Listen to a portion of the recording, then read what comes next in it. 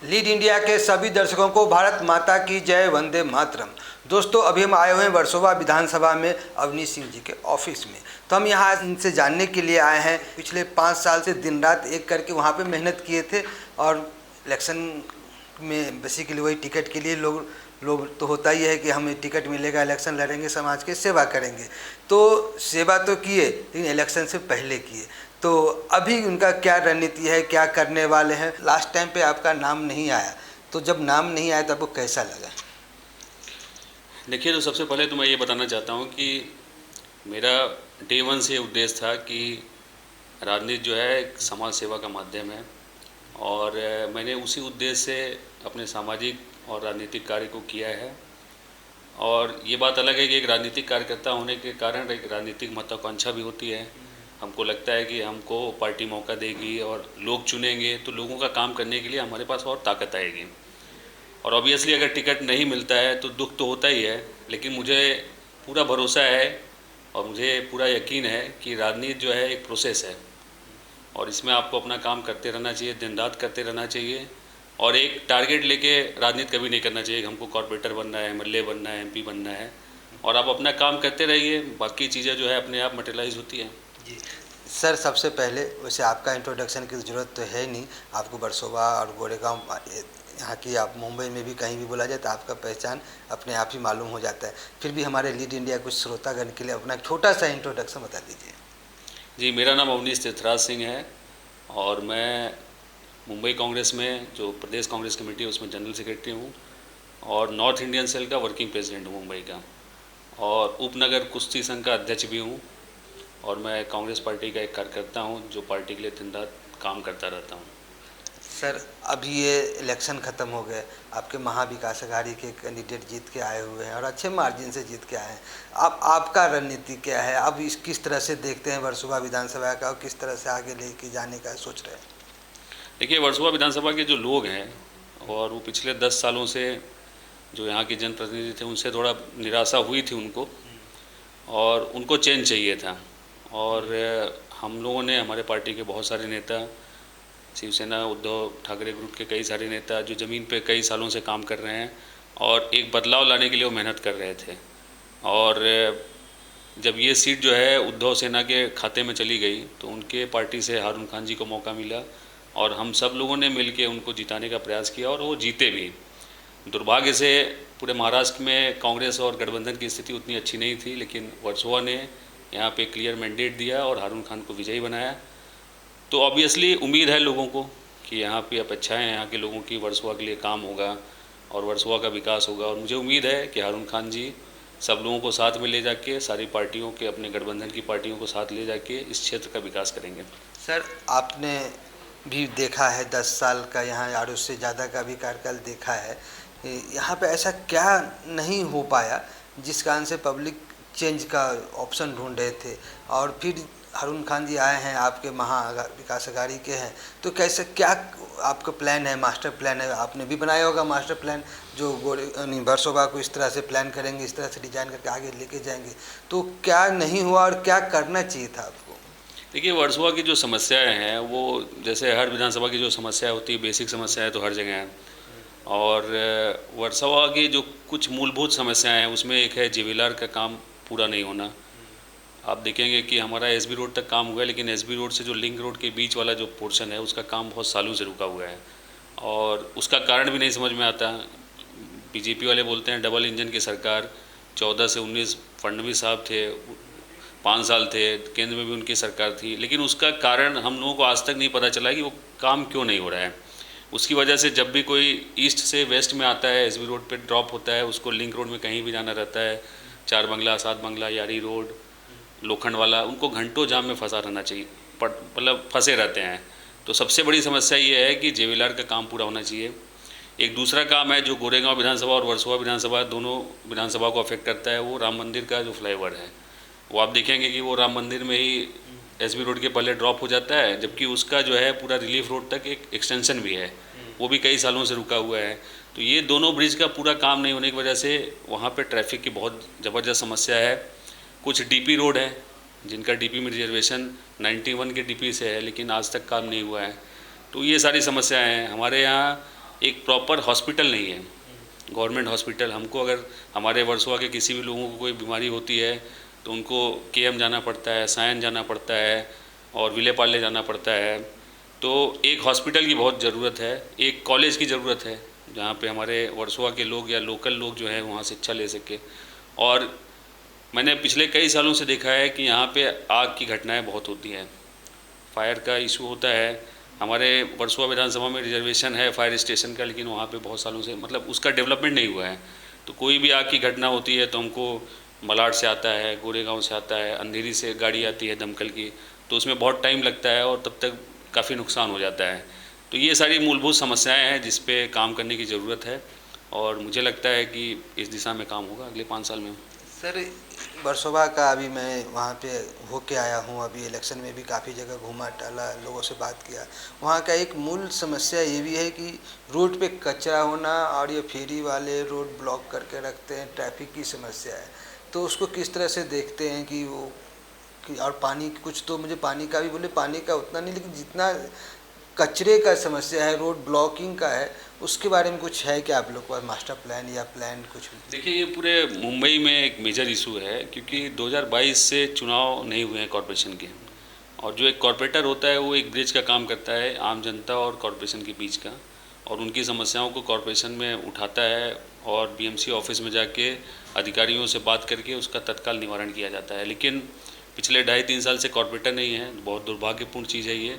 और इसकी वजह से जो बीएमसी के काम होते हैं, सफाई के, पानी के, ये सब सारी दिक्कतें हो रही हैं। और मुझे उम्मीद है कि अब इनकी सरकार यहाँ भी बन रही है, केंद्र में भी इनकी सरकार है, तो कॉरपोरेशन का चुनाव जल्द कराएं और कॉरपोरेटर यहाँ पे रहेंगे तो जनता की समस्याएं ग्राउंड लेवल पे सुनवाई होगी।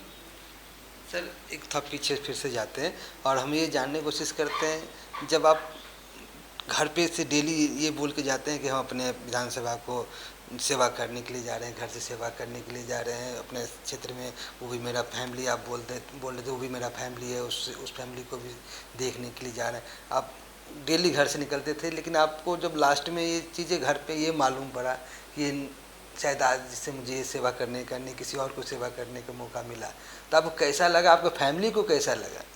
देखिए, सेवा करने के लिए किसी पद की ज़रूरत नहीं है, पहली बात तो मैं ये क्लियर करना चाहता हूँ। एक होता है ना, और सेवा मैं पहले भी कर रहा था पर्सनल कैपेसिटी में, आगे भी करता रहूँगा, उसमें कोई कमी नहीं आएगी। और मैंने जैसा आपको पहले बताया कि राजनीति एक प्रोसेस है और इसमें पद और पोस्ट और ये सब चीज़ें आती जाती रहती हैं। और जहाँ तक परिवार की बात है, मैं ये हमेशा मानता हूँ कि एक सामाजिक और राजनीतिक जो जीवन जीता है उसके लिए सबसे बड़ी समस्या उसको परिवार को टाइम नहीं दे पाना होता है। और मेरे घर पे भी मेरे वाइफ और बच्चे हैं और परिवार के सदस्य हैं जिनको मैं उचित टाइम नहीं दे पाता हूँ। इस बात का दुख भी रहता है, लेकिन वो लोग ये जानते हैं कि मैं किस पैशन के साथ ये काम कर रहा हूँ। और एक जब हम इस फील्ड में आ गए हैं तो इस फील्ड की जो रिक्वायरमेंट है, टाइम है, लोगों के बीच में रहना है, लोगों की समस्याओं को हल करना है, तो टाइम टेकिंग प्रोसेस है। और निराशा तो होती है, इसमें हम लोग भी ह्यूमन हैं, सभी लोग ह्यूमन हैं। और हम लोग एक जब टिकट मांगते हैं तो एक उम्मीद रहती है, एक आस रहती है, लेकिन उसके बाद जब वो चीज़ नहीं हुआ तो हमको लाइफ में आगे बढ़ना है, अपने काम को आगे बढ़ाना है और लोगों की सेवा करते रहना है। तो शिवसेना के जो अभी वर्तमान में विधायक चुने गए हैं हारून खान जी, उनसे आप किस तरह से, आप व्यक्तिगत कैसे परिचित हैं, किस तरह के इंसान है वो? देखिए, उनकी वाइफ 64 जो वार्ड है वहाँ से कॉर्पोरेटर थी, उन्होंने उनका देहांत भी हो गया, मतलब दुख की बात है, लेकिन उन्होंने अपने कार्यकाल में वहाँ पे अच्छी सेवा की थी, लोगों का काम किए थे। और हारून खान जी बहुत सालों से राजनीति में लगे हैं, ज़मीनी लेवल पे काम करते हैं। और उनके चुनाव के दौरान उनका जो नज़रिया था, उनका जो कार्य पद्धति था, वो हमको और भी समझ में आया और सब लोगों ने मिल के काम किया और उनको विजयी बनाया। और मुझे उम्मीद है कि वो वर्सोवा की जो उम्मीद है, वहाँ की जनता की जो उम्मीद है, उसको पूरा करेंगे। और हम लोग भी अपने लेवल पे उनसे रिक्वेस्ट करा के और भी काम कराने का ट्राई करेंगे, क्योंकि अभी वो महाविकास आघाड़ी का पार्ट है, तो हमारे पार्टी के, हमारे कार्यकर्ताओं की जो भावनाएं और कार्य है उसको भी उनको करना पड़ेगा और वो करेंगे, मुझे इस बात की पूरी उम्मीद है। इस कांग्रेस को इस बार इतनी बुरी हार क्यों मिला? देखिए, ये सवाल जो है आपका बहुत पर्टिनेंट सवाल है और शायद ये हर इंसान को समझने के लिए मतलब बहुत ज़रूरी है कि इतनी महंगाई, इतनी बेरोज़गारी और इतना करप्शन और इतने जो सपने बेचे गए हैं वो कोई पूरा नहीं हो रहा है। और ज़मीनी लेवल पे हर आदमी स्ट्रगल कर रहा है। आप जॉब के सेक्टर में देखिए, एजुकेशन के सेक्टर में देखिए, महंगाई देखिए, भ्रष्टाचार देखिए, लेकिन चुनाव वो लोग जीत रहे हैं। तो कहीं न कहीं हम लोगों को पार्टी के लेवल पे सीनियर नेता हैं उनको बैठ के समझना पड़ेगा कि ये चीज़ें कहाँ गड़बड़ हो रही हैं। क्योंकि इलेक्शन जो है एक मैनेजमेंट होता जा रहा है। 2013-14 के बाद से जो इलेक्शन है ये पूरा मैनेजमेंट हो गया है, माइक्रो लेवल का मैनेजमेंट है। और उसमें शायद हम कहीं 19 पढ़ रहे हैं, क्योंकि जो ग्राउंड रिपोर्ट है वो इतना फेवर में नहीं है जितना ये लोग जीत रहे हैं। हम लोग तो मतलब कई सालों से ज़मीन पे हैं, आम लोगों से आप मिलिए तो दुखी हैं सब, लेकिन चुनाव जीत रहे हैं। तो ये जो माइक्रो मैनेजमेंट है और इलेक्शन मैनेजमेंट है वो हम लोगों को उस पर गौर करना पड़ेगा और उचित कार्रवाई करनी पड़ेगी कि हम इलेक्शन क्यों हार रहे हैं। सर, आप राहुल गांधी जी से भी मिले हैं, तो अब राहुल गांधी का व्यक्तित्व कैसा है, किस तरह के इंसान है और उनका विजन एजेंडा के बारे में कुछ जान पाए क्या आप? देखिए, राहुल जी का जो विज़न और एजेंडा है वो दुनिया जान रही है। गरीबों की आवाज़ है और युवाओं की बात करते हैं और समाज के जो दबे कुचले लोग हैं जिनकी आवाज़ सरकार तक नहीं पहुंच पा रही है उनकी बात करते हैं। और पर्सनली वो बहुत मेहनत कर रहे हैं, चाहे वो भारत जोड़ो यात्रा हो, चाहे भारत जोड़ो न्याय यात्रा हो, हज़ारों किलोमीटर वो पैदल यात्रा कर रहे हैं देश को जोड़ने के लिए, देश के सेवा करने के लिए। और ठीक है, चुनावी सफलता अपेक्षित जो है वो अभी तक नहीं मिली है, लेकिन उनके मेहनत में कोई कमी नहीं है, उनके उद्देश्य में कोई कमी नहीं है, उनके इंटेंशन में कोई कमी नहीं है। और बाकी राजनीति है, हार जीत लगी रहती है। सर, मोदी जी के बारे में क्या सोच रखते हैं? देखिए, मोदी जी हमारे देश के प्रधानमंत्री हैं और अब इसमें कोई डिनाई नहीं कर सकता कि उनको जनता का भरपूर साथ मिल रहा है। और उम्मीद करता हूं कि जो वो वादे करते रहते हैं, बड़ी बड़ी वादे करते भी हैं, उसको पूरा करेंगे और जनता की जो ज़रूरतें हैं उसको पूरा करने का प्रयास करेंगे। सर, इसमें दो चीज़ इस इलेक्शन में देखा गया। इलेक्शन से पहले बटेंगे तो कटेंगे, एक रहेंगे तो सेफ रहेंगे, और इलेक्शन के बाद ईवीएम। तो आप इन दोनों चीज़ों में कितना देखते हैं कि इस जीत और हार में किस तरह से कौन सा रोल निभाया है? देखिए, देश का जो संविधान है, जब संविधान देश का जब हम लोग अडॉप्ट किए तो एक बहुत ही बृहद हम लोगों का सोच था। इसमें सारे लोग को स्पेस था, सारे जाति धर्म संप्रदाय के लोगों का स्पेस था। और दुर्भाग्य से अब वो चीज़ें जो हमको 70 साल बाद, 75 साल के बाद हमको और प्रोग्रेसिव होना चाहिए था, लेकिन वो कहीं ना कहीं हम चीज़ों को एक अलग रूप दे रहे हैं। मेरा हमेशा से ये मानना रहता है कि चुनाव जो है, चुनाव का एजेंडा होना चाहिए आम लोगों की समस्या, आम लोगों के जो जनहित की बातें हैं, जनहित का जो कार्य है वो एजेंडा होना चाहिए और उसी एजेंडे पे चुनाव होना चाहिए। उसमें जो भी अच्छा करे और जितने साल अच्छा करे, कोई देखिए ऐसा नहीं है कि 5 साल ये रहेंगे तो 5 साल बाद चेंज होना चाहिए, 10 साल, जब तक कोई आदमी अच्छा काम कर रहा है उसको जनता को चुनने का अधिकार है। और बाकी लोग को जनाधार मानने का भी ऑप्शन उसके अलावा कुछ है नहीं, आपको मानना ही पड़ेगा। तो मुझे लगता है कि ये सारे मुद्दे जो है ये राजनीति में और चुनाव में आना नहीं चाहिए, लेकिन दुर्भाग्य से हैं मुद्दे और उसको जो है काउंटर करने का भी प्रयास करना चाहिए हमारे गठबंधन को, हमारे पार्टी को, कि जनता के बीच में सही मैसेज सही ढंग से पहुँचे। सर, इस समय अभी दो चीज़ और भी चल रहा है।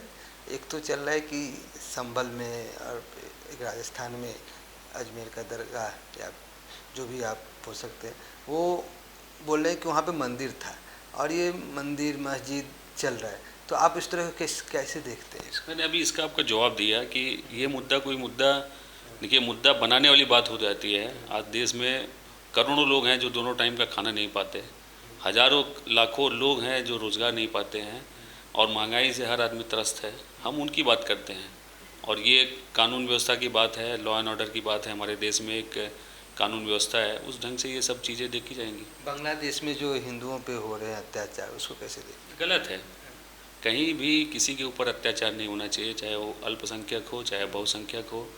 और ये देश जो है और पूरी दुनिया में एक हार्मोनी होनी चाहिए, क्योंकि एक सामाजिक जो हारमोनी रहती है तो उसमें देश का विकास होता है, प्रांत का विकास होता है, समाज का विकास होता है। सर लेकिन हमारे केंद्र सरकार से इस पे अभी तक कोई ठोस कदम, और इस तरह की जब भी दुनिया में कहीं भी हिंदू की बात आती है तो भारत की तरफ वो अपनी आंखें देखते हैं कि हमारा भारत है, लेकिन इस बार ऐसा हो गया है कि इस पर कोई एक्शन या रिएक्शन नहीं देखा जा रहा है। तो आप किस तरह से देखते हैं कि हमारे देश को जो प्रधानमंत्री हैं उसको क्या एक्शन लेना चाहिए और किस तरह की हमारा कदम होना चाहिए?